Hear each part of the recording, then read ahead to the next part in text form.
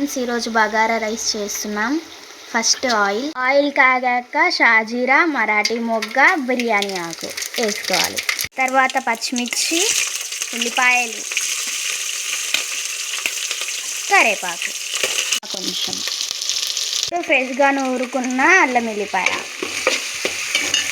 ఇటేపేమో chicken ready అవుతుంది friends. ఈ కప్పుతో మేము 3 కప్పుల బియ్యం తీసుకున్నాం. అవి హాఫ్ అన్ అవర్ ముందే నానబెట్టుకున్నాం. మళ్ళీ ఆ కప్పుతోటే మనం 5 కప్స్ వాటర్ పోసుకోవాలి ఫ్రెండ్స్. ఇప్పుడు ఈ వాటర్లో మనం తగినంత సాల్ట్ వేసుకోవాలి. తర్వాత కొంచెం గరం మసాలా వేసుకోవాలి. అర్ధగంట ముందు నానబెట్టుకున్న బియ్యం ఇప్పుడు ఎసురు కాగుతుంది ఫ్రెండ్స్, దాంట్లో వేసుకోవాలి. మనం పక్కన చికెన్ రెడీ అవుతుంది. ఇదిగోండి, ఇలాగా 80% కుక్ అయ్యాక ఒక 5 మినిట్స్ మూత పెట్టుకోవాలి ఫ్రెండ్స్.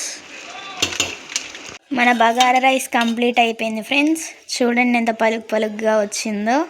మన బగారా రైస్ అయిపోయింది ఫ్రెండ్స్. చికెన్ కూడా అయిపోయింది. వైట్ రైస్ కూడా అయిపోయింది. ఇక కూర్చొని లాగేయడమే ఫ్రెండ్స్.